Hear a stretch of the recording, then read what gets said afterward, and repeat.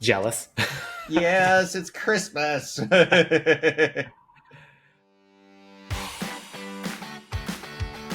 Welcome to Theoretical Nonsense, the Big Bang Theory watch-along podcast.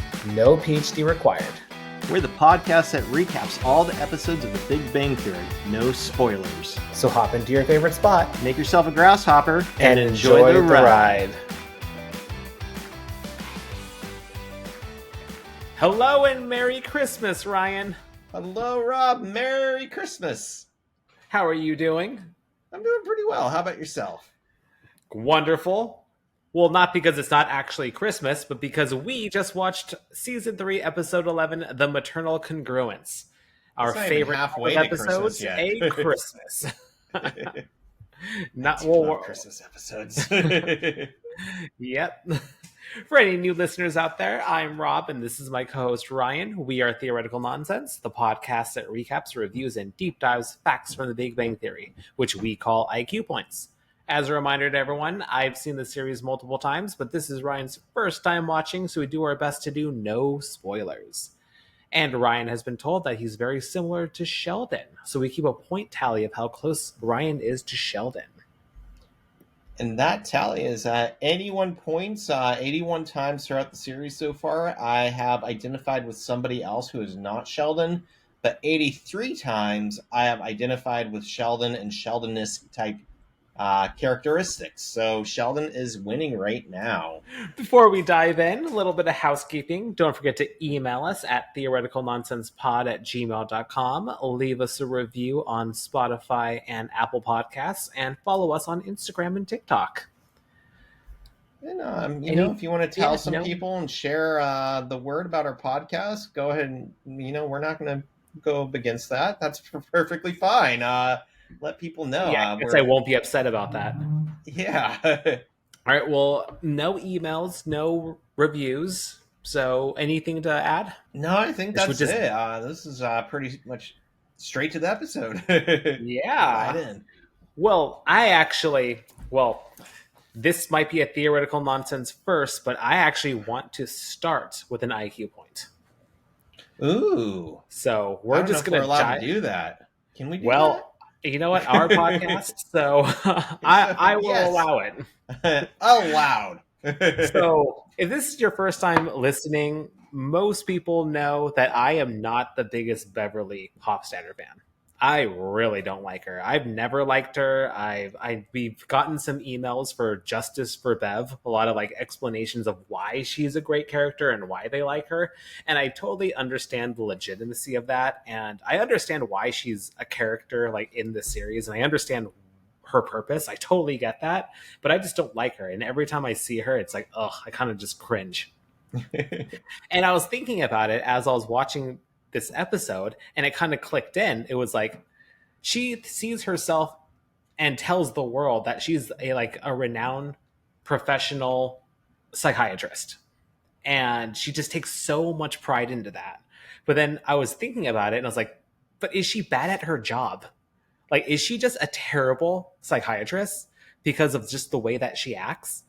When you even watch this episode, she has zero empathy for the world around her, even for her own son. She diagnosed people in public.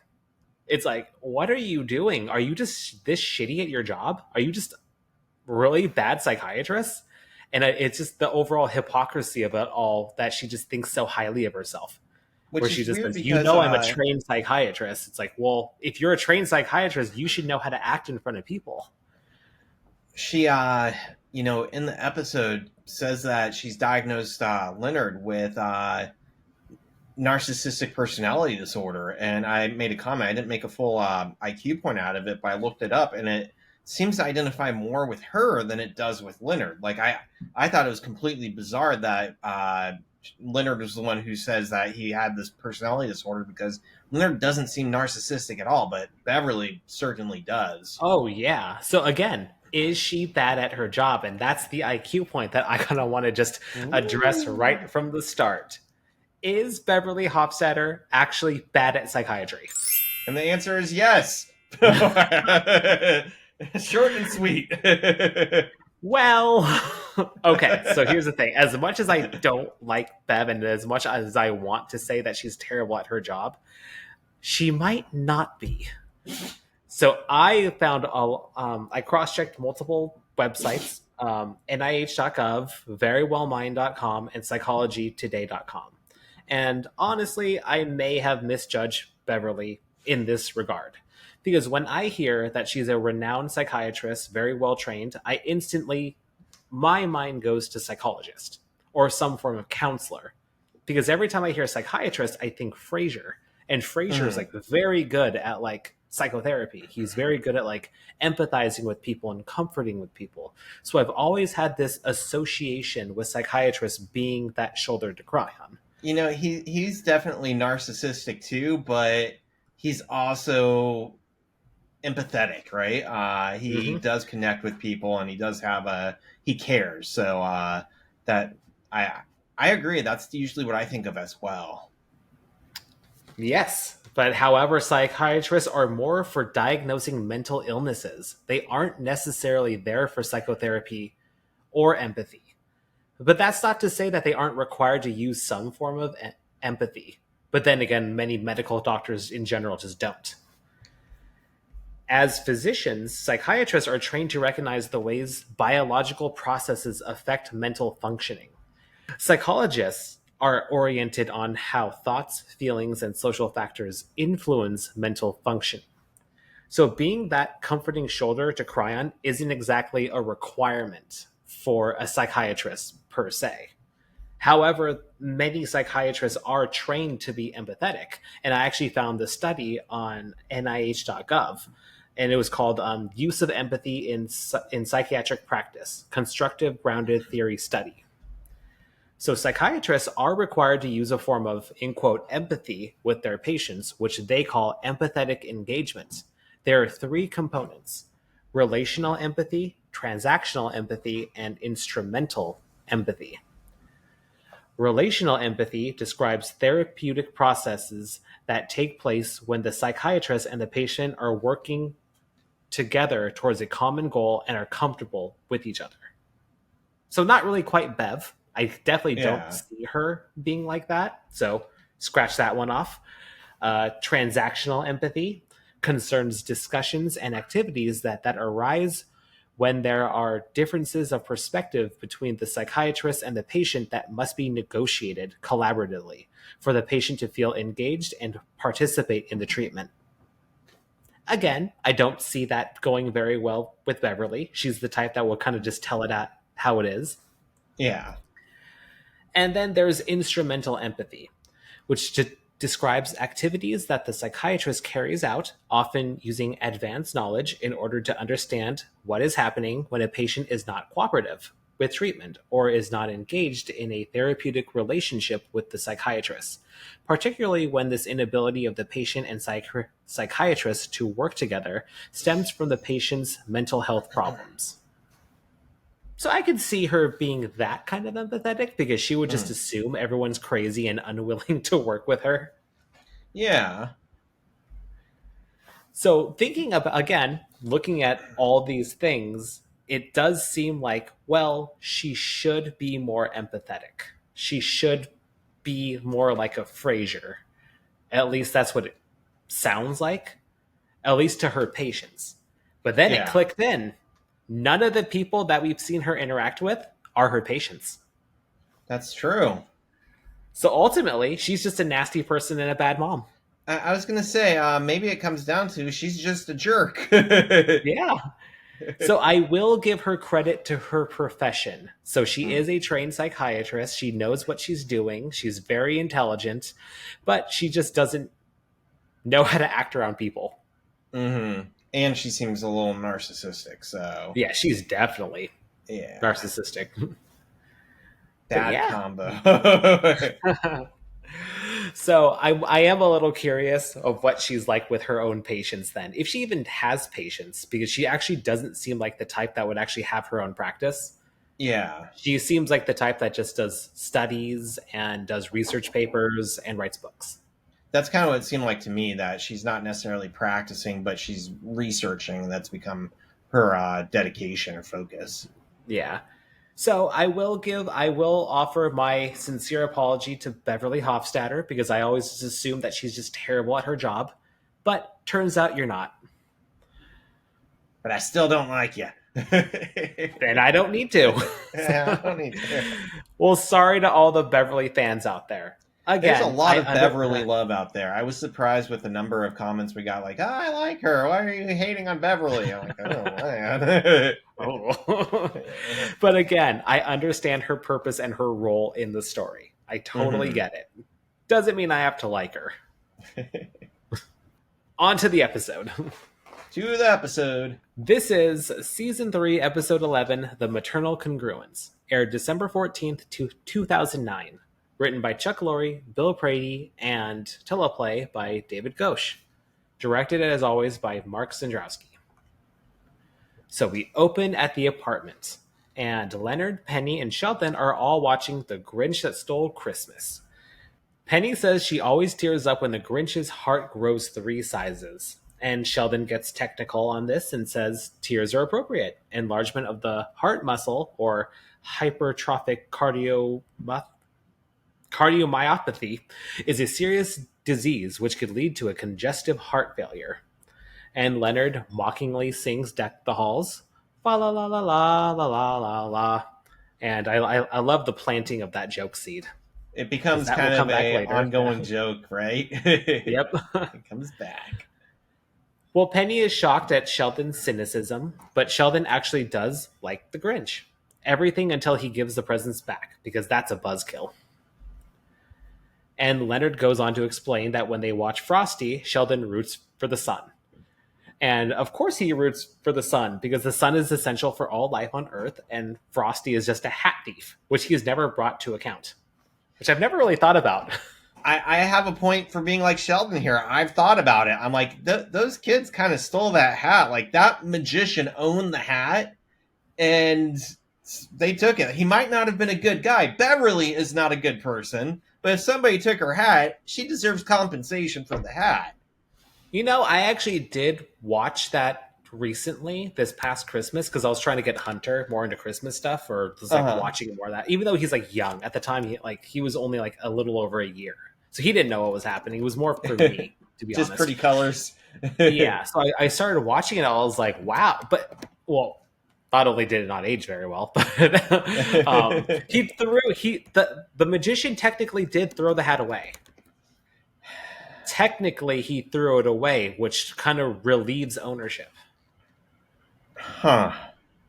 It's like if you throw it again. You know, it's like if you throw something away, you can't claim dibs when somebody else wants it. You threw it away. You know, I don't think I remember it being necessarily theft, but I always remember having an issue like that wasn't the kid's hat. Like, something about it was weird to me. But it's been a while since I saw it. Or he got rid of the bunny and the bunny took the hat.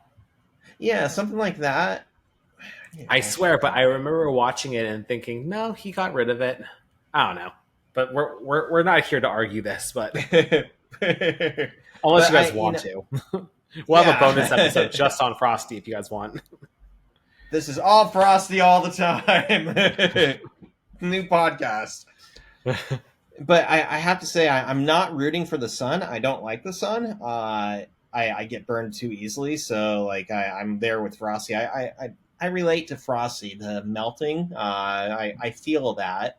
But the hat thing just always seemed weird, something about it. And maybe if I watch it again, but when Sheldon said that, I'm like, yeah, I agree with that. And I don't know. Those meddling kids. Damn kids ruin everything. Bringing snowmen to life and whatever. Well, then we get the opening credits, and then the next scene, we're still at the apartment, and Penny is reminiscing of her childhood and decorating the tree. And don't forget to see our old IQ point on this, where we actually talked about Saturnalia and its relationship to the Christmas tree. Well, don't forget to check out our old IQ point on Saturnalia and the relationship to the Christmas tree in Season 2, Episode 11, The Gift Basket Hypothesis. It was a good episode. Yeah, great episode. Great episode. Well, poor Leonard talks about his terrible childhood, He didn't have any trees, but he did get presents in a way. He presented papers, and then the family breaks off into focus groups to discuss and critique. And notice that he uses the word critique, which definitely explains a little bit more about his personality. Yeah, I didn't quite make a point for Leonard because it was never, we didn't do papers or anything, but my family was very, lots of critiques. We critiqued movies, we critiqued the artwork, we critiqued books. We Do you critique our each own other's work, though? Oh, you do? Okay. Yeah, like not necessarily presenting papers to each other, but like if I write something, I'll let my parents read it and we critique it, and kind of like family workshop, which is kind of I would say lighten the load from other workshops with like strangers, because I'm like, yeah, you can't hurt me as bad as my parents did. Nothing stings like Dad's disappointment. His red pen. Like, why? The red pen of disappointment. This is all wrong, Ryan. No. Why do I do this to myself? And Merry Christmas. Merry Christmas. So I didn't actually give a point, but I can relate. I can see where he's coming from. Okay. Yeah. Well, Sheldon goes over his childhood Christmas memories, and they seem amazing. Right? But he's not interested in helping decorate the tree, but if they must, then he requests an ornament of a bust of Sir Isaac Newton. And this is the most Christmassy thing out there. And I did notice that he didn't want to decorate. He had no interest in decorating, yet somehow just top drawer. Here's my ornament. He just you have that on there. I've been waiting for this moment. It's your time to shine, Mr. Newton. Sheldon says, December 25th, 1642, Julian calendar. Sir Isaac Newton is born. Jesus, on the other hand, was actually born in the summer. His birthday was moved to coincide with a traditional pagan holiday that celebrated the winter solstice with lit fires, slaughtered goats, which frankly sounds more fun than 12 hours of church with my mother, followed by fruitcake. And I know you did something about this. I did some research into those goats. Lay it on us. I learned some stuff with this, and I thought it was really cool. But first of all, I was kind of confused about his comment on fires, because they did light fires. It was winter, but I don't think it was necessarily as much of a bonfire time as something like Beltane or Walpurgis. I don't know if that's how you pronounce it, but like May Day. Like May Day is known for bonfires and celebrating the spring, things coming back to life. But I did look into the goats, and I hadn't really heard anything about goat slaughtering. But from what I found, and I have a couple websites, the first one, arcanealchemy.com, says that this was a Viking tradition in Scandinavia, so Sweden, Norway, Finland. And like there's different forms of this. It's not just slaughtering goats, but it used to be. The notion was it comes from this old folklore myth of Thor slaughtering goats and eating them, 2 goats to be exact, and them coming back to life the next day. And it's like a Christmas miracle before Christmas was a thing. And apparently goats are related to Odin as well. But this tradition has become kind of different things. But I looked up, and apparently, one town, it said Galv, Sweden, builds it looked like a 2-story goat out of straw. And apparently, it's a thing where the villagers are trying to burn it down constantly. And there's security cameras and stuff. It sounded like fun. But that's one case. But other cases, people traditionally make goats out of straw, and last remnants of straw from harvest, they will make these goats. And apparently it's a tradition to try to hide it in people's houses, your neighbors or your friends. You're over hey, how are you doing? I'm just gonna hide this goat over here, almost like hide the pickle, but with a goat doll thing.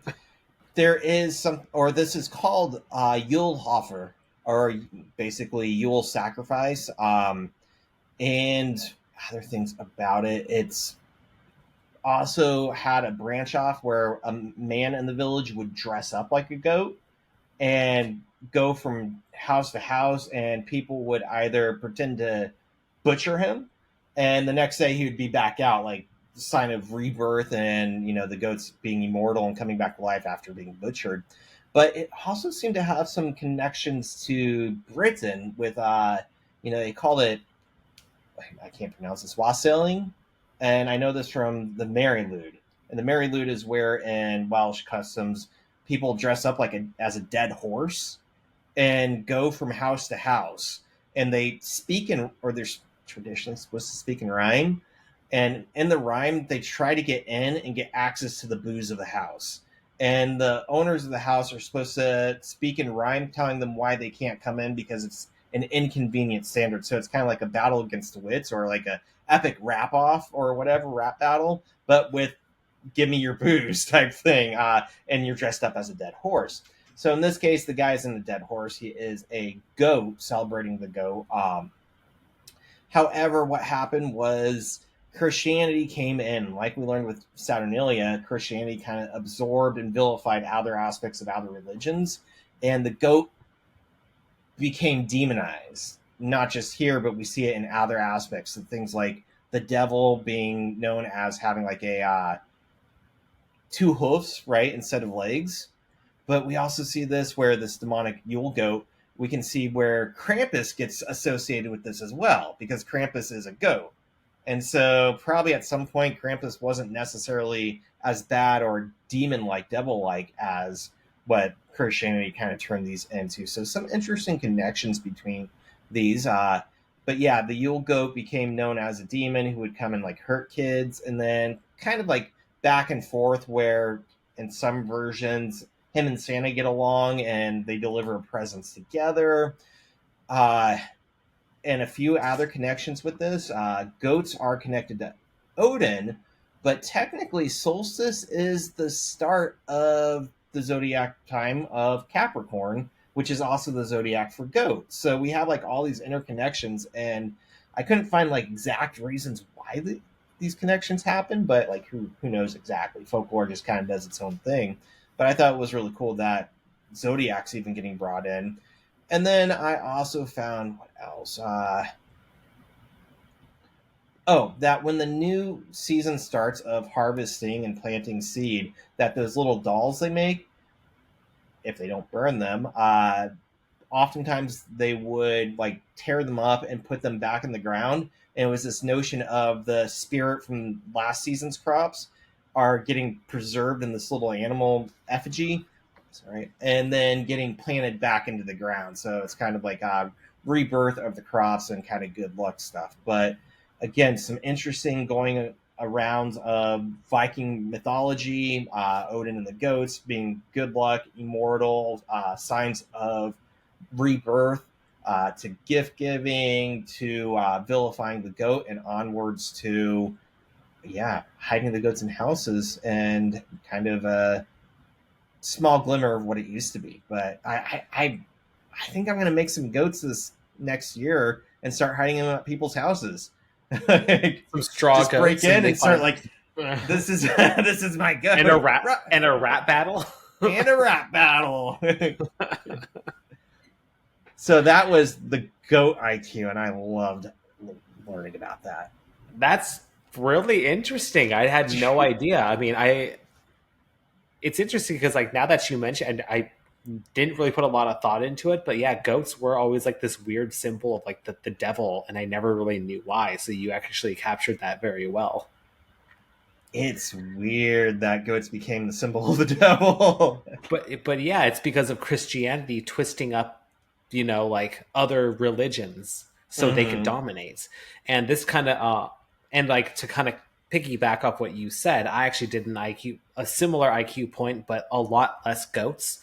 And when I say less, I mean I did nothing on goats. But it's more about the association of the birth of Christ with Christmas. Mm. And you already mentioned it well that it's true that Christian leaders were trying to like look at the pagan holidays and try to like twist it around and kind of dominate over.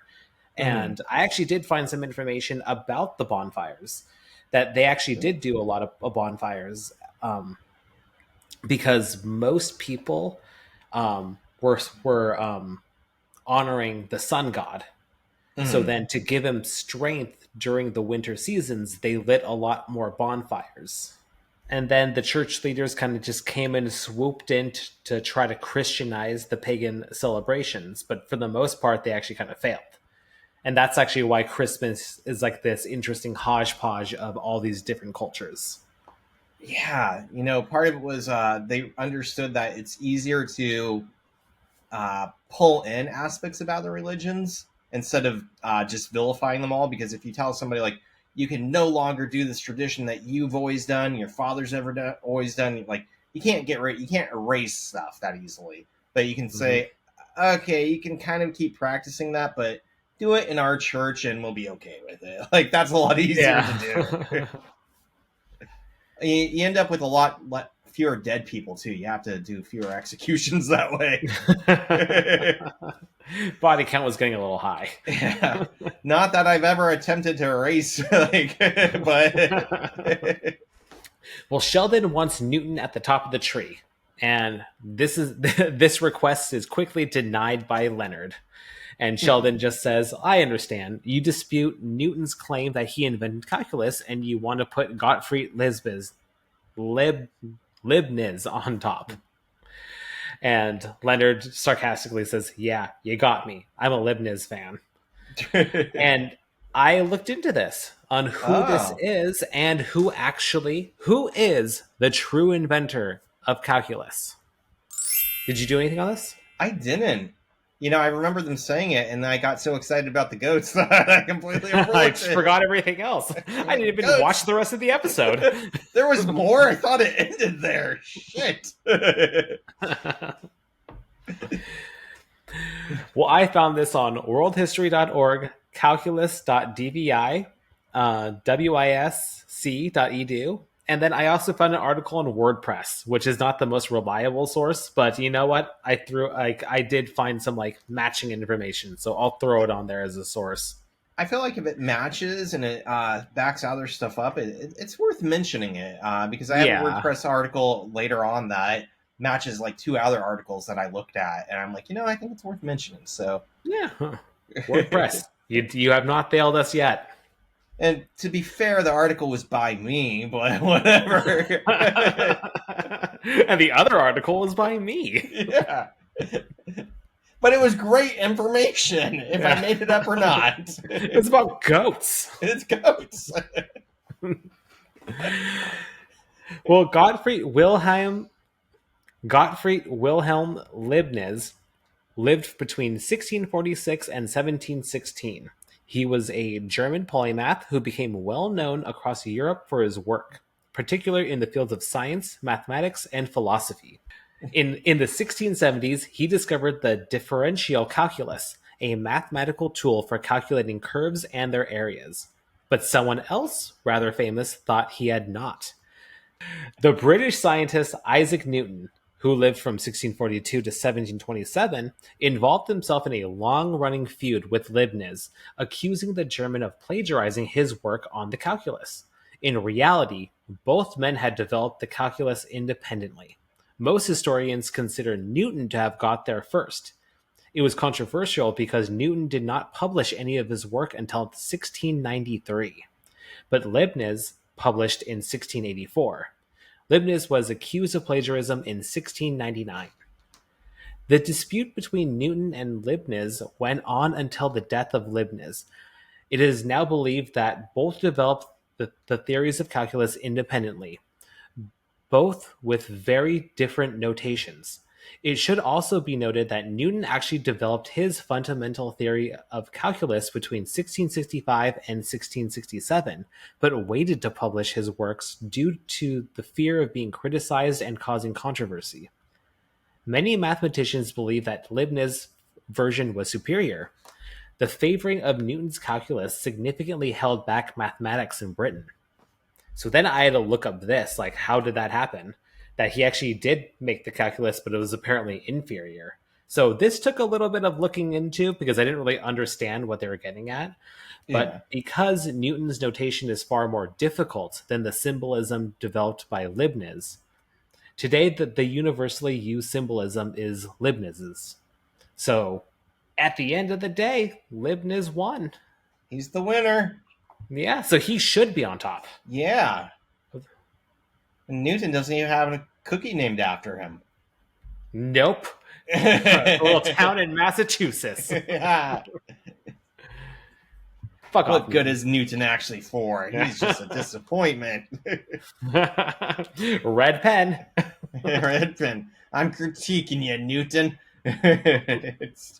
We then find out that Leonard's mom is coming to visit, and he kept this from Penny. Uh-oh.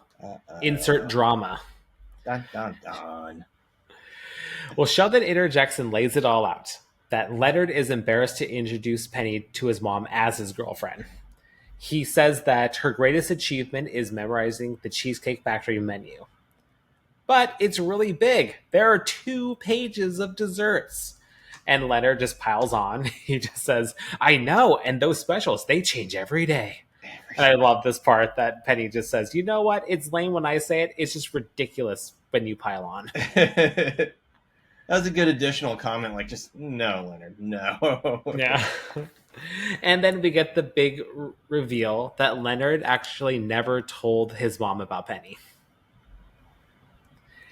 And now we cut to the next scene. We're in the car. I actually did an IQ point here because when Leonard says, he kept saying, and then Sheldon says, I think you mean, because you're meditating and calming down. And I looked that up because I think that makes sense. You know, when people are meditating, they usually say, something like that, right? And I was curious if that's always the case.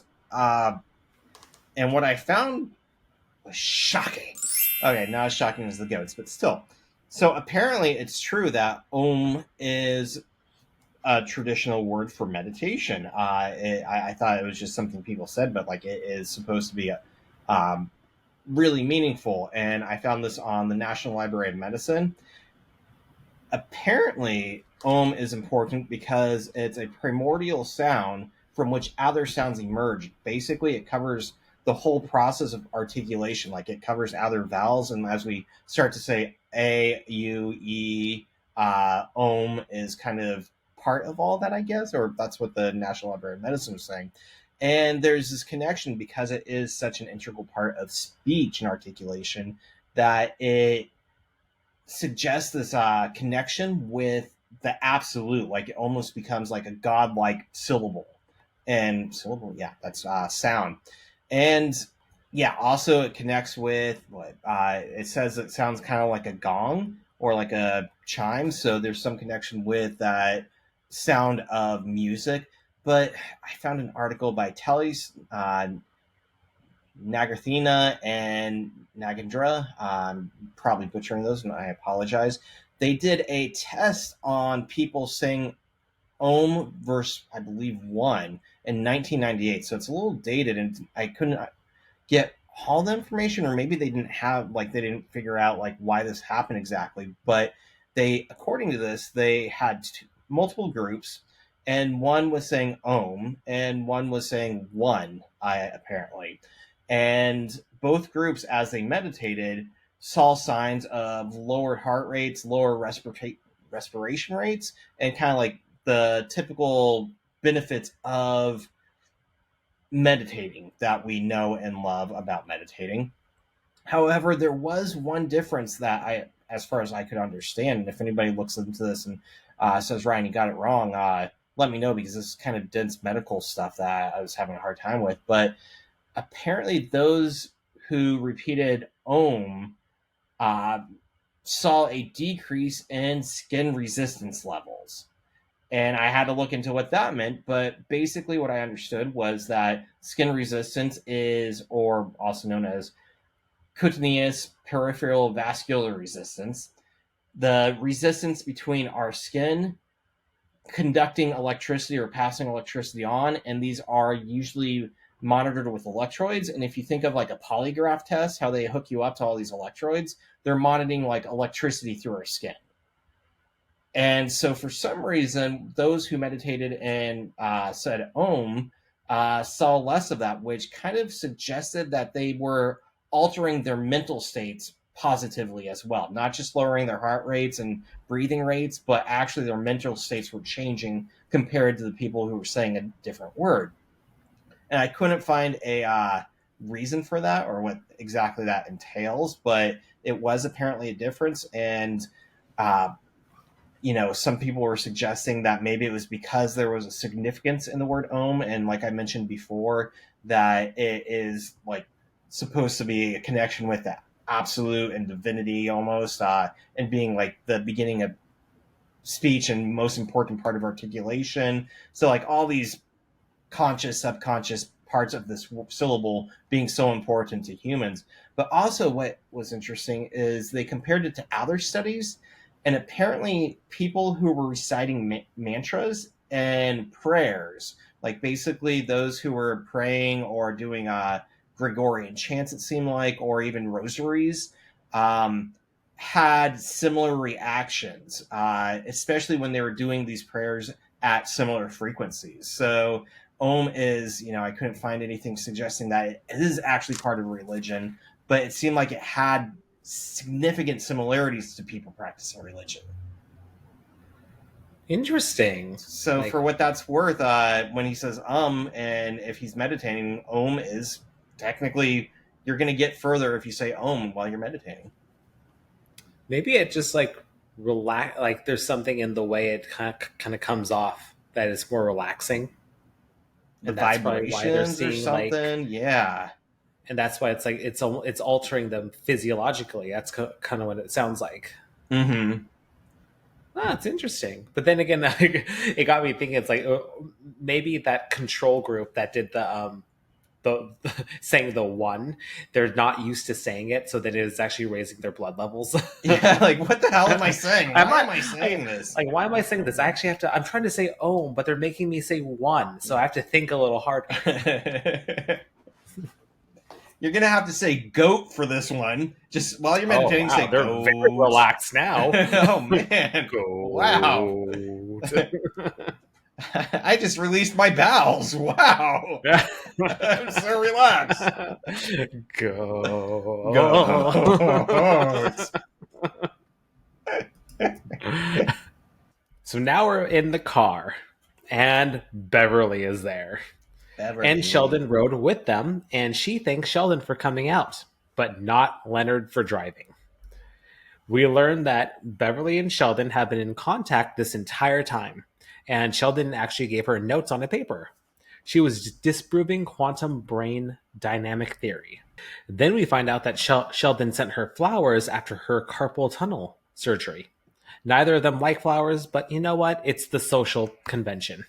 I get 1 point for being like Sheldon here. I really don't like flowers. I remember my wife and I got into like the biggest fight over flowers. Of course, every couple like gets into fights over flowers. Like flowers are dumb. I mean, okay, they're not dumb. I like flowers and everything. They're very pretty. They actually brighten up a room and everything like that. But it's something that just dies in like a week and a half. That's a And big it's part. It's a waste of money to me. You will watch it die. But I also go with one. Like just looking at them reminds me of allergies. So I feel like I get a headache and sinuses just by looking at them, just because I'm programmed to think of sinuses. And also, because like all you do is watch them die, I also associate them with death. Like when I think of like funeral homes or hospitals, like I think flowers. And so whenever I see flowers, I'm like somebody's dying or is gonna die, and then like I have like mentally linked the smell of flowers with like sickness and illness and death, and like it's all like I don't like flowers. And then on top of it, I do think it's a waste of money. well, I was a very deep and methodical explanation of why you don't like flowers. For me, it's more of an economical thing. It's like $20 for like a dozen of roses, and then, but like I said, I hate that I love them at the same time too. Like I actually do like I feel like I buy flowers here and there for my wife, but it's more for like the brightening up the room. I deserve flowers today. Okay, Rob, I'm gonna buy myself flowers. Well, one of the things with the new house that we're looking into is that we both are like the worst at growing things. Like I've killed a cactus Yeah. before. Like that's how bad of a green thumb that I have. But I'm determined to like turn my future backyard into some sort of garden with flowers and like herbs, tomatoes, and other vegetables and things like that. So Did I that's ever like tell what you I I'm killed determined. a Venus flytrap? I thought it But needed didn't you starve it to protein. deth or something? No, I gave it a hot dog. You look like you need more protein. Protein. And like it closed and started eating it, and then like blackness just spread from that thing. I don't know, it was Like- not a hot dog. Like instantaneous? Like within a day. Oh, It's poor like- Venus flytrap. Oh. Yeah, I'm like, oh, what have I done?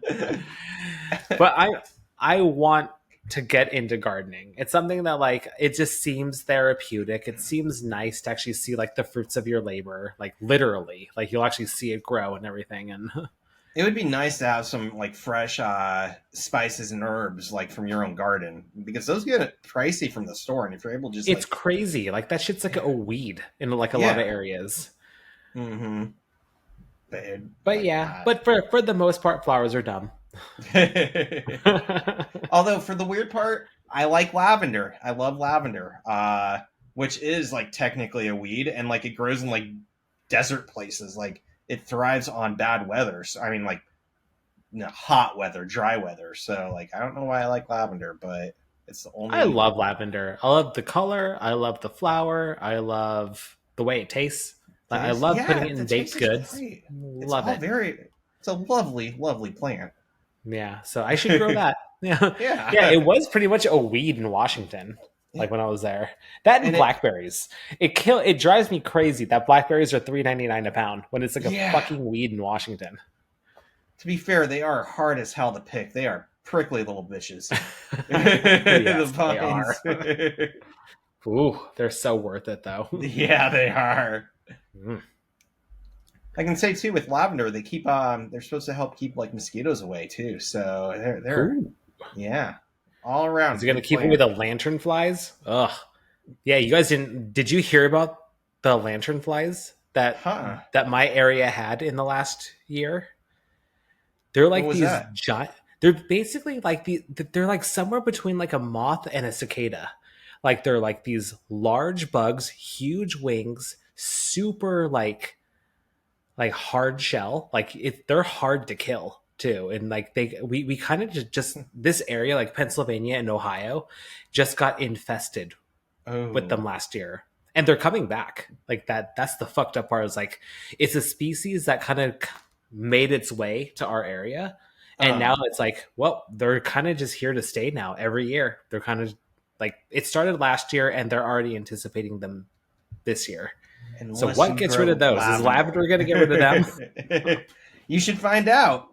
Let me know. I guess I'll find out. Like, I mean, they're harmless. They don't do anything. I mean, they might eat up my garden, but they're not going to like sting me or anything like that. They're not going to like, in general, they're harmless. They're just a nuisance. Do they make noises like cicadas or crickets? No, they're pretty quiet. Yeah, because don't cicadas make like they make like almost like a growling sound.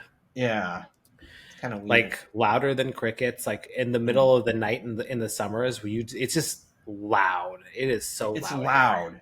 That's why I remember when being on my window in college at Penn State, and like it was like almost deafening when it did its thing. I'm like, get off my window, go away. Yeah, and I actually learned about them. It's actually it's their mating call. Like, so it's actually the males are and they actually need to find a mate that does the same frequency as them, and then they mate. Yeah, science. Get it on. The science But is that good has as nothing to sex. do with this episode. We deviated Where very far. oh shit, episode. That's right. Yes, we're talking about Big Bang Theory. So sorry, everybody. Flowers. Okay, so we're off flowers. Don't like flowers. Flowers. 1 point like Sheldon. Well, Leonard asks. Well, Leonard is like, well, why does Sheldon know more about your life than I do? And she hits the nail on the head. She says, well, I assume it's because Sheldon and I stay in touch due to a mutual interest and respect, while you avoid me due to unresolved childhood issues. Which, by the way, she takes no accountability for. Mm-hmm. It's like, again, this is another demonstration of why she's a terrible psychiatrist. It's like, hello, you did this to him. Where it gets brought up that they say that they've diagnosed Leonard with narcissistic personality disorder, and it's like, I don't think that's Leonard at all. I think it's Beverly. Maybe Sheldon a little bit, but definitely Beverly. Deflect much, Bev? Yeah. The one who smelled well, then we find out that... Yeah. And I smell it. Bev. Well, now we find out that Bev is menopausal. And Leonard's brother is engaged, which Sheldon knew about and already sent them a gift. But you know nice what? He put Leonard's name on it. So I thought that was very nice. But it's a little strange that it didn't come up in a conversation. That he actually took the time to send a gift and it didn't come up in a conversation. Yeah. Like you would think at some point he would have seen it like in the... Well, chances are he probably drove him to the post office to drop it off, right? And he just didn't even say anything. Well, Beverly says that she's a remarkable girl, the youngest appeals court judge in New Jersey, and a 2-time Olympic bronze medalist. Leonard says, well, you must be happy. And Beverly says, why? I'm not marrying her.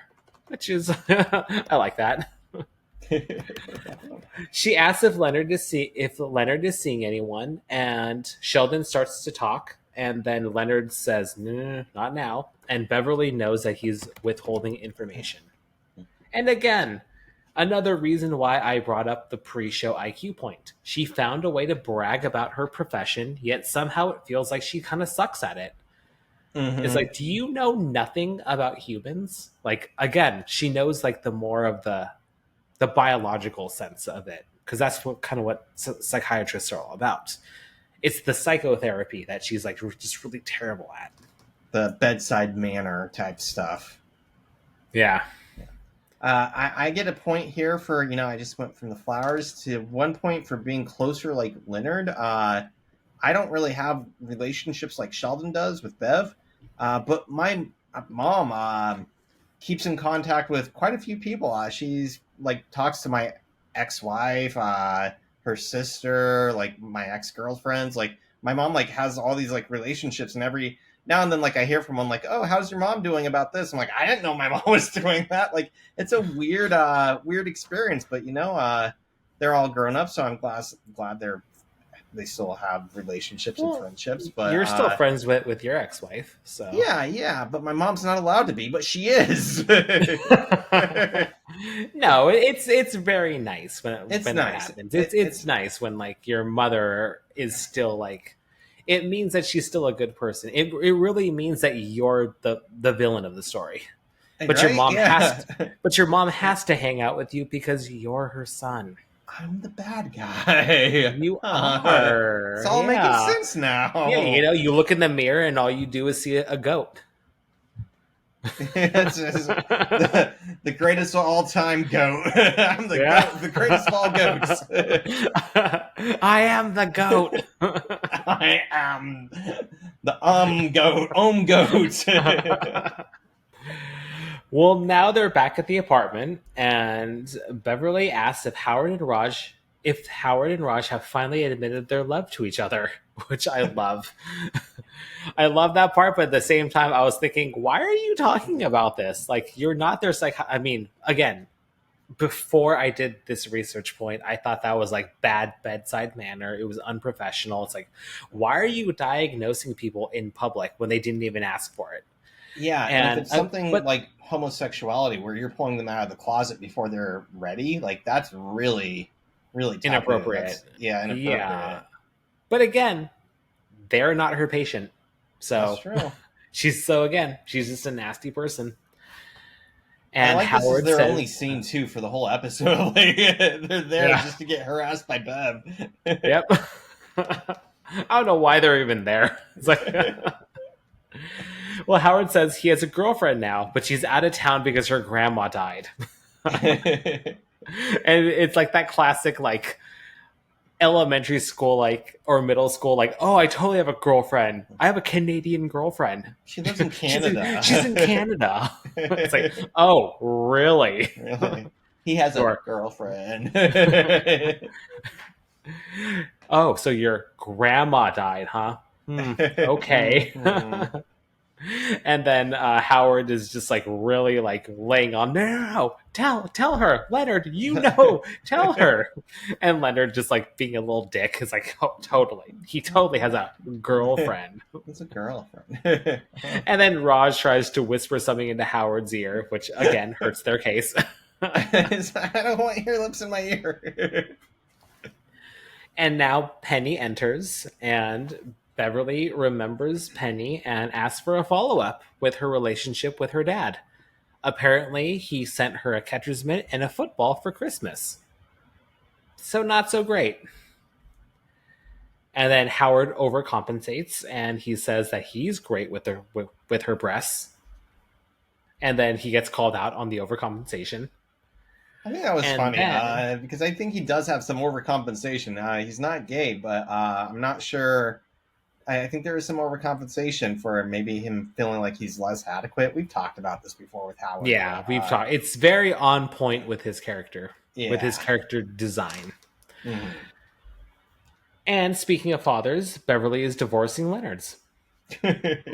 Love how casual. And then you can also tell like there is a little bit of humanity inside of her because like you can just the way she talks about it, you can tell that she's very hurt by the situation. Mhm. And he was cheating with a waitress. Oh. No offense. And then Penny. when did she find out? She found out around the time of Leonard's dog Mitzi's death. Mitzi's dead? That made me laugh. Yeah. Like, what? Leonard freaks out, and Beverly just says, hey, I'm the one who's getting divorced. Mitzi is the one who's dead. Why are you making a fuss? Again, no empathy. She has no comprehension or understanding of human nature. Yeah. It's like, but again, they're two different fields. As a psychiatrist, she's only interested in how the biological functioning of the brain. That's really all she cares about. And then he storms off, and then Beverly sets her sights on Penny and asks what's new. And I just love this. She's like, nothing. Not a damn thing. Nothing. But now we cut to the next scene, and Penny is driving Beverly back to her hotel since Leonard seems distraught, and he shouldn't be driving heavy machinery. And just like Sheldon, she narrows in on the check engine light. Penny changes the subject and asks how Beverly is feeling. She seems more upset with the check engine light than the divorce. But then she dives a little deeper, and you can tell that she's hurting. But I guess the divorce was due to happen because they haven't had sex in 8 years, and she's been responsible for her orgasm since 1982. I did an Yikes. IQ point on this. I had a problem with this. And I don't know if this is much of an IQ point as it, yeah, let's say it's an IQ point, but it's also like a survey. I looked at several sites. I think that there is this huge, what's the word? Not stereotype, but misconception, myth, even, that usually it's that guys are responsible for female orgasms. But I would argue it's further that women with men, men with men, women with women, that you are never responsible for your partner's orgasm. That they are responsible for their orgasm. You are responsible for your orgasm. You are there to have fun and enjoy yourself with them. But, yeah, you can't be hold yourself to do things for them. And I found some information on several websites, and all the sites basically agreed that it's really your own responsibility it should always be your responsibility for your own pleasure. And we had intimacyandmarriage.com had some interesting quotes. One was, the female body, and I put this in, is a bewildering landscape. And I would say all bodies are bewildering, that half the time we don't understand why our bodies act the way they do. So it's really unfair to expect other people, our partners, to know how our body works if we don't know how it works. And I think this goes with women more, because society says like, oh, they shouldn't like really experiment with themselves or understand themselves, that it's inappropriate for girls to do that and be sexual like that. And technically, if they don't do it and don't know themselves, then men really can't do it either. We also see that technically, what else they have? They say, one of the quotes was, truth be told, we don't even understand our bodies on any given day. And we live in them. I was going to say something else with that. It's like being a mind reader. It's like, they don't know, yeah. like you don't know how to operate somebody else's body. And it's, we typically get this stereotype where it's like, oh, he doesn't know how to please a woman type thing. And I always point out whenever somebody says that, I'm like, I don't think women know how to please women. I don't think men necessarily inherently know how to please men. Every single body's different. Some people like their hair played with. If you touch other people's hair, they get freaked out. If people touch my face, like I have a real big defense mechanism kick in, like fight or flight. It's a weird thing. Other people love their face tickled or caressed or something. Some people like flowers. Other people hate flowers. It's just, everybody's different. It's not a man or woman thing. It's just person to person. And I like this because the last tip on this website was get selfish. That if you want to have a pleasurable experience in sex, you have to think about yourself and make it pleasurable and seek that out. You can't expect them to do everything for you. Huffington Post had an article that it looked like it was originally published on hermagazine.ca, Canada, right? And again, that's where my Canadian girlfriend is too. Right? She wrote it. She was writing it. One quote was, each person is only responsible for their own pleasure and orgasm if orgasm is what they are after. So, some people aren't even after orgasms. It's the sensuality and the connection. Some people can't have orgasm. It might even be a medical thing. If you're on certain antidepressants, it can be very difficult to achieve orgasm. So, it's trying there's also there's also a bit of a stereotype, since I didn't look into this, I'll call it a stereotype, that men finish a lot faster and easier. Yeah. And I think that's kind of what it's playing on to, too. Not necessarily true. It might be true sometimes, but not always. And what else? Pleasure conditions are different from each person. Again, that's connected with the other side, that each person is a little bit different. They like different things.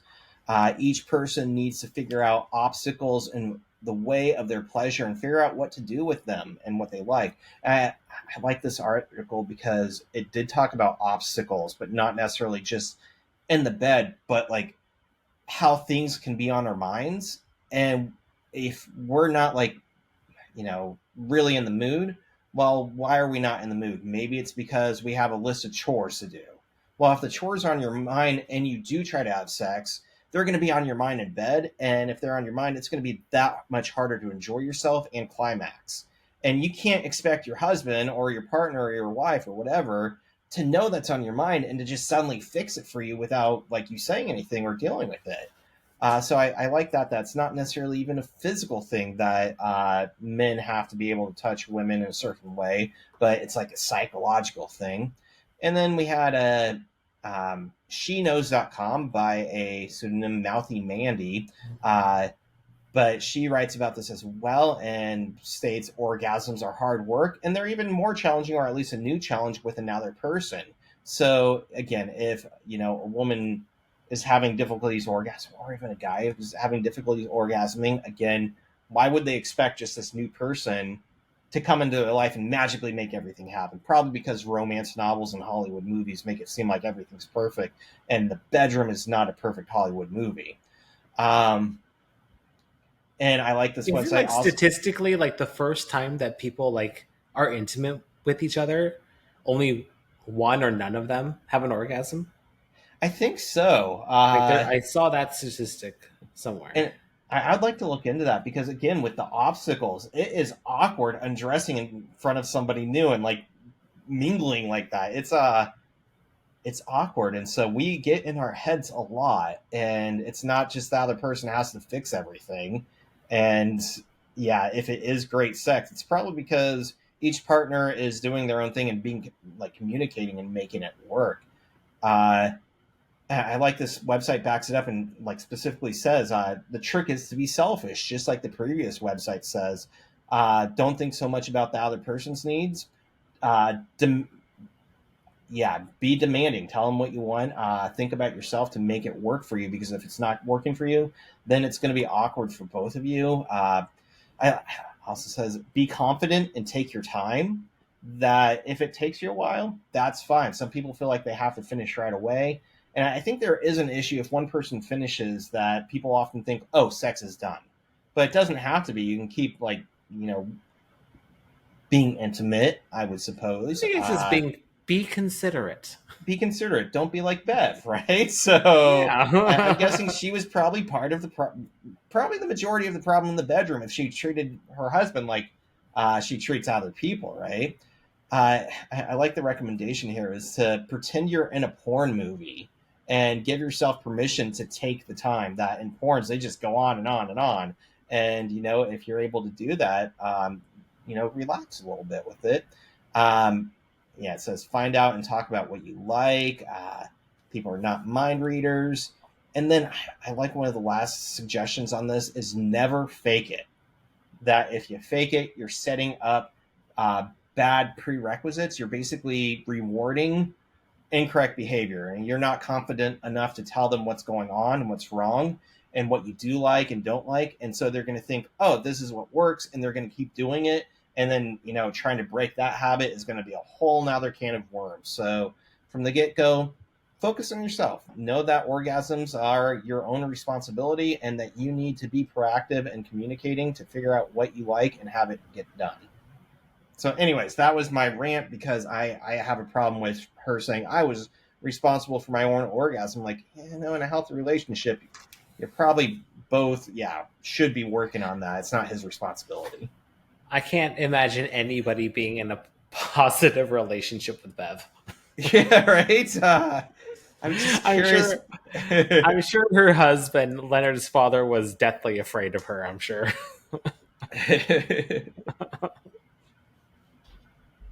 Do we Well, have to go Penny to needs bed a drink together? after that conversation, and so do I.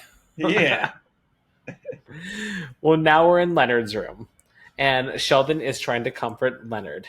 He says that he made tea, and Leonard says he doesn't want tea, but it's Sheldon's tea, not his.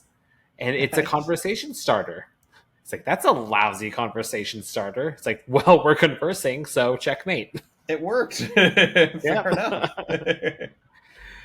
And Sheldon is trying to find a suitable spot for him to stand and talk to Leonard. And then he finally finds one. He says, what you're experiencing is a classic Jungian crisis in which the aging individual mourns the loss of the never to be realized ideal family unit. I looked into Jungian because he just says that it's a Jungian crisis. So I was like, what is that? I Did you do never. anything? I actually did it on the German word. Oh, I did that too.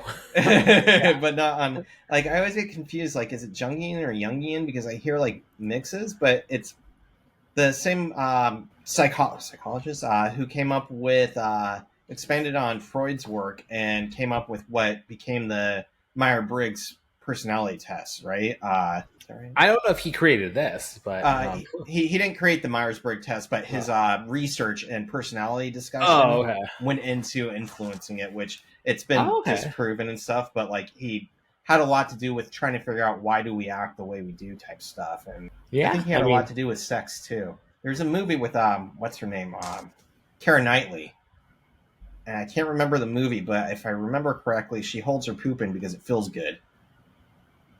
Oh my. That's a weird detail to remember. I'm going to look up this movie. You can Yeah. get into your IQ Yeah. points. Well, while Ryan is looking into Keira Knightley poop, I will tell you what Jungian is. So I found this on rootledge.com, dictionary.com, medium.com, and verywellmind.com. Jungian refers to the psychological works of Swiss psychologist Carl Gustav Jung. Jungian therapy is built on the idea that the unconscious is a source of wisdom and guidance that can help encourage psychological growth. One of its core tenets is that when one's authentic self is blocked, mental health issues can form and grow into depression, addiction, anxiety, and more. This then leads to destructive relationship pattern within one's life.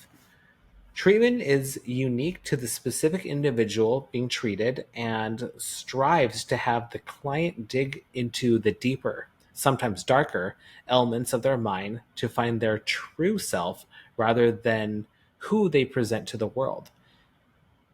It seems like a great way to tackle childhood traumas. Hello, Leonard. Leonard.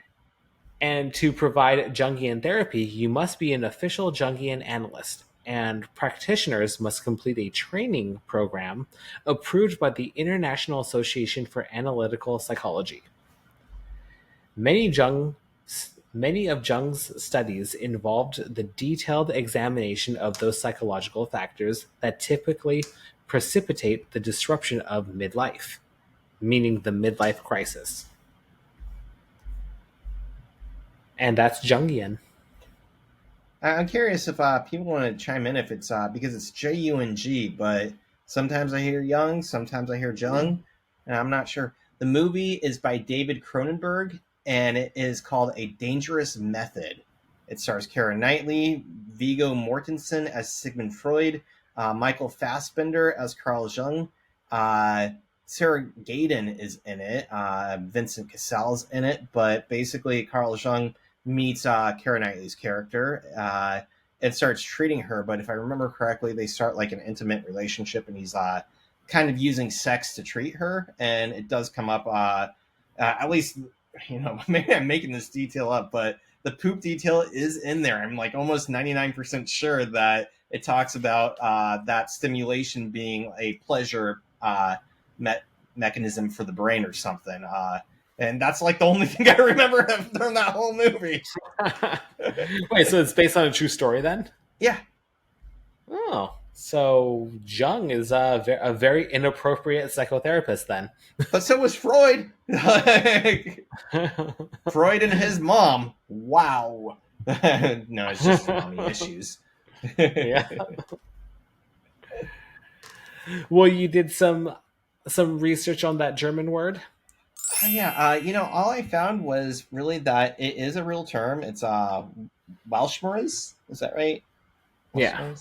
And Wikipedia says it's a literary concept, basically meaning that reality can never satisfy the expectations of the mind, that we want reality to be something perfect, and it's never going to live up to that. And the way I think about this, I like how it says literary concept, because we see this all the times in like sitcoms where people have these like lavish apartments, and they're like waiters and waitresses, and it's like the apartments in Friends, right? Like there's no way they could, even on what do they call that,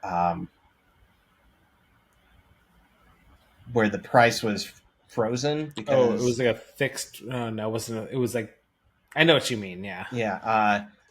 Like there's no way that Courtney Cox and Rachel could have afforded that. And even with Frasier in the Seattle apartment, I don't think being a radio broadcast psychoanalyst could afford that apartment. That apartment's probably like $10,000 to $20,000 a month. That was crazy that he could, like, a radio psychiatrist can afford that. He must have saved a lot of money. And it's kind of this notion that in our imaginary works, we'd like to see life more perfect than it is. And that in reality, we realize that it's never going to be that perfect. And I think some books are about that as well, where people come to this understanding that life is not going to be perfect. Apparently, this was coined by the author Jean Paul in 1827 in his German book Selina. And I could find no information on what this is about. When I typed it in, I got a bunch of German websites and I tried translating them and I got no summaries on it. So if anybody's read this or can find like an English version or an English summary, I'm really curious what this book is about that coined this word. And they didn't invent the word, but they made it kind of, my understanding is they made it a thing and kind of the literary device that we understand it as today. So it literally translates into world pain. World pain. Yeah. The sorrow of the world. Well, Sheldon says that the Germans are always a comforting people. And then he actually tries to comfort Leonard by saying that he'll always have me, your surrogate family. Yeah, I'm not happy about it either. You're my surrogate family? Yeah, I'm not happy either. Well, now we jump over to the bar, and it sounds like they're on their second drink because Penny tells her, this time, take it all at once. And then Bev shoots it, and yikes. Yikes. And a word for orgasms, right? Yep. There was a spreading warmth through her extremities. And as long as you don't feel it running down your pants, you're fine. I love that line. As long as it's not running down your pants. Yep. Bev is always enacting her expertise on them. Now it's time for Penny to show her expertise. And Beverly establishes that she wants some busboy action. And then they actually have a really great interaction between the two of them. Penny goes on to tell her that she's sleeping with her son, and Beverly has to ask, oh, which one? She must be drunk. Which one? And then she asks how his penis turned out. Because every mother is curious about that, I'm sure. That was such a weird question, but I like how it segues back into the busboy. What can you tell me about the busboys? I actually did an IQ point here as well, not with the busboy's penis, but well, then I'm not interested. Never mind. Shut down, Ryan. When she says which one, when she says I've been sleeping with your son, she says which one. Penny responds, the one from whom I live across the hall from. And the joke there is, well, probably all, maybe you know the joke, maybe not, but it's that there's this big rule that you don't end sentences in prepositions. And prepositions are words that define like where, when, how something took place. So in, from, if, of would be prepositions. In this case, from is the preposition. So she actually words it what the rule would say, from whom I live across the hall. But we usually say the one I live across the hall from. And that's technically, some English theorists say is incorrect. And I looked into why this is, and Scribner had a great article on this. And it was like, I knew a little bit of this, but I learned some stuff here. It's actually called preposition stranding, or sentence terminal preposition. Basically, you're terminating the sentence with a preposition. The problem isn't really that you're ending the sentence with the preposition. The problem is that the preposition is getting separated from the object of the sentence.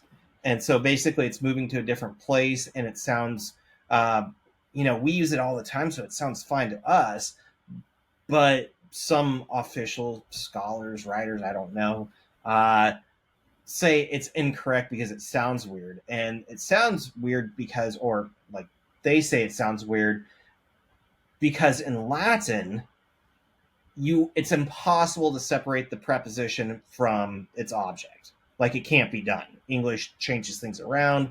And in the 17th century, writers Joshua Pohl and John Dryden basically said, we're going to make this new rule, and everybody's wrong if you don't do this. And they came up with the rule because their thought was that Latin was like considered like this pristine language that was more respectable than English. And so they're like, if Latin does it this way, this is how English should do it too. But there are just two writers who like just kind of made up shit. Not to mention Latin is a dead language and like nobody speaks it anymore. So why does it matter if we follow the Latin language? Like it doesn't. So technically it's fine to end a sentence with a preposition. Every now and then you'll get some stickler who's like, oh, you ended with a preposition, that's wrong. Usually English teachers like myself. And, yeah, I would say you could tell those teachers to shove it. Well, I probably wouldn't say that if you want to pass, but technically... No, fuck that shit. Shove it, Ryan. Shove it. Yeah, I'm going to shove it. Technically, it's not a real rule, and there's nothing wrong with it. English gets to do what it wants to do, and we understand it. Not to mention, not only do we understand it, but it's more acceptable now because we say it so often. So it sounds weirder if we do it the way they told us to.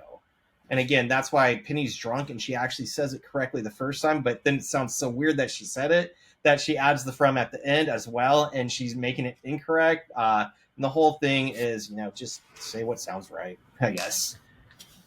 Okay. Well, so do any of your students do that, and have you called them out on it? I used to say, some teachers say don't end with prepositions, be careful. I've never taken points off for it. And I've actually had several students come in and say, do you care about ending sentences with prepositions? And I always say, I don't care, but I know where you're coming from. And I know that some teachers, the thing is, if teachers have time to take points off for ending a sentence with preposition, they're really focusing on the small things. That there's so many other things they should really be grading upon that's weird to me.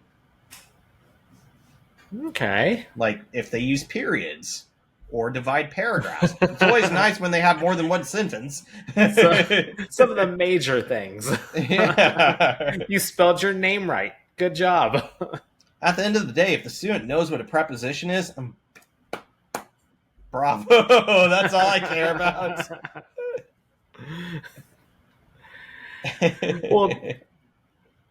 Well, now Penny confides into Beverly that Leonard was embarrassed to tell her about the relationship. And then Beverly says, really? Well, that means he's either embarrassed about the relationship or he doesn't care enough about his mother to tell her that he's in one. Either way, one of us should be insulted. And honestly, fuck off, Bev. You do not have the moral high ground here. I'm surprised that she even cares about being insulted about something like that. Maybe it's because she's drunk. Like, she's feeling emotional. But, like, any other day, it seems like, oh, I don't care. Like, why would I care? It's not me. Maybe she actually is just feeling the effects of the divorce. That her husband is leaving her, and now she's feeling disconnected from her own son. I didn't even see it that way. So it's the alcohol, too. But she's feeling disconnected due to the divorce as well. That's a good point. Yeah.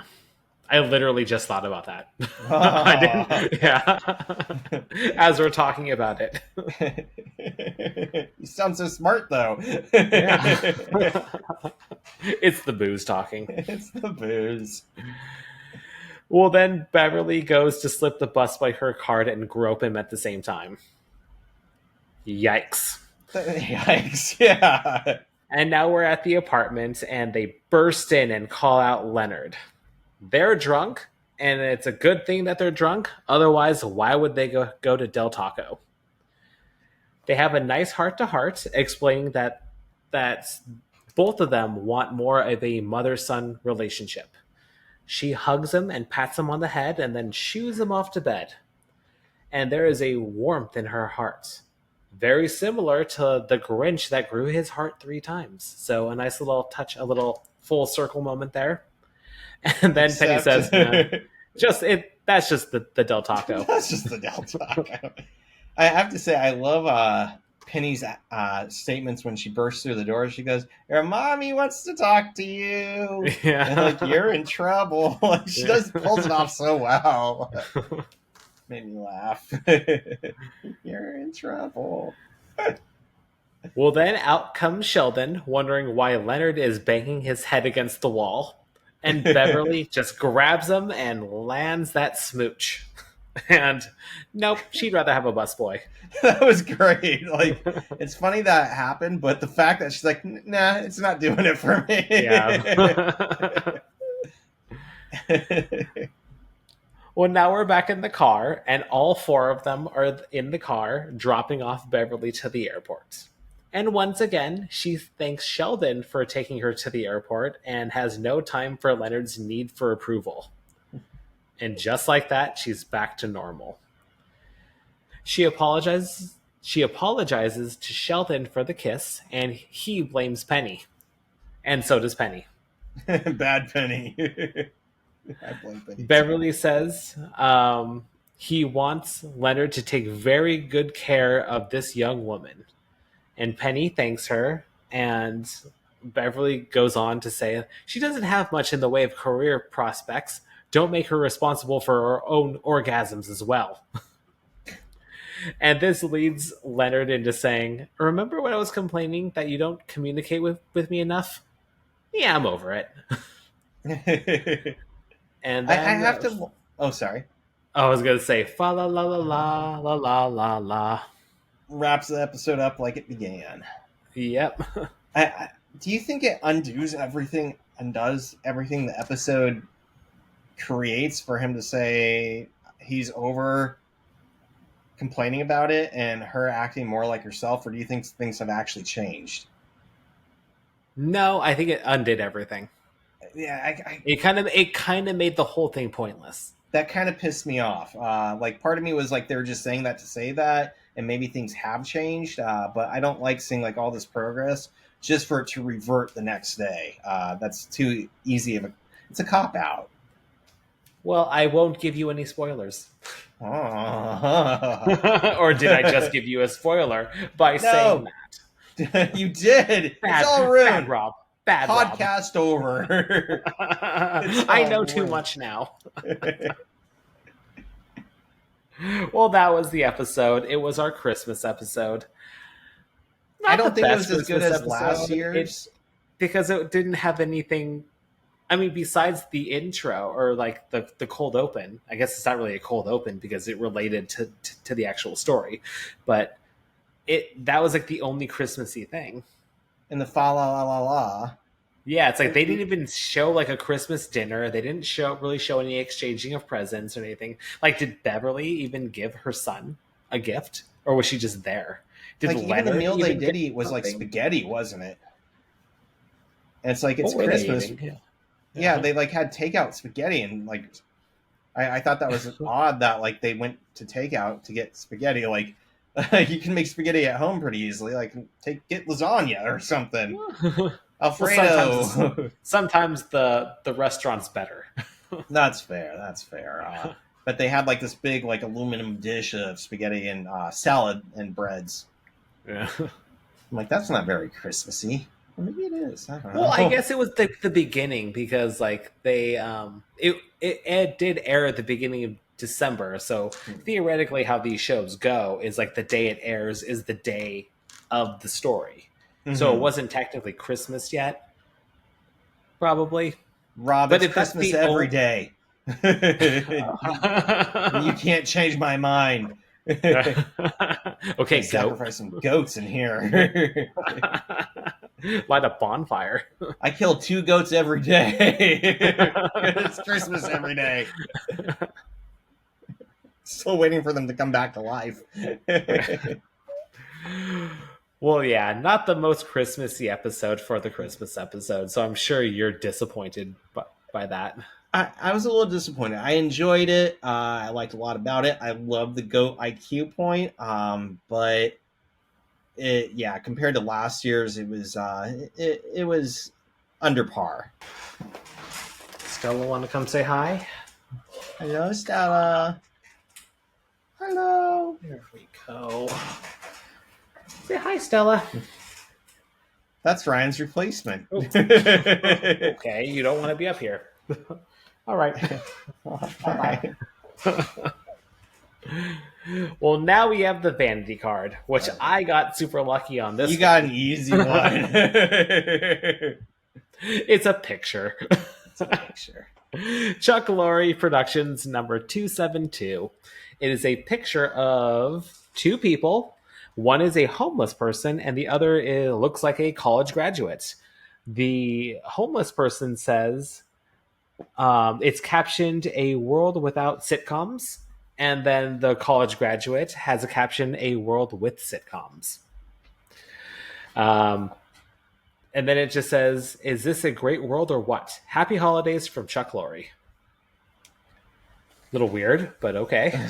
Short and sweet, I guess. Just I Yeah. don't know if it was that sweet. It just was. All right, let's count some points. Okie dokie. I am at 82 being not like Sheldon and 85 being like Sheldon. 3 points more like Sheldon. We have 8 IQ points. That's a nice haul. Wow, we got a lot. Like it's kind of crazy that I do love that you and I like never. It's rare that we have the same IQ points. Right? Like I remember you saying maybe we should like talk about it to ensure that we don't cover the same thing to save time, but we don't cover that much the same We anyways. really don't have a lot of crossover. All right. Well, any last minute thoughts on this episode? That's all I have. All right. Well, thanks for listening. Don't forget to follow us on Instagram, YouTube, and TikTok. Write us a review on Apple Podcasts and Spotify. And email us at theoreticalnonsensepod@gmail.com. We Merry will see Christmas you next and time. Happy Tax Day.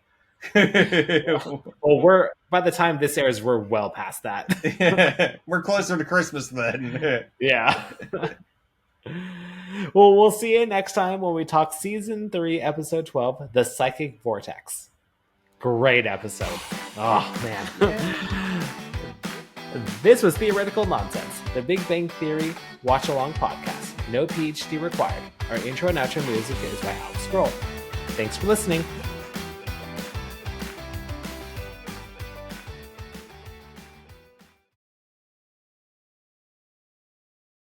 The red pen of disappointment. Click.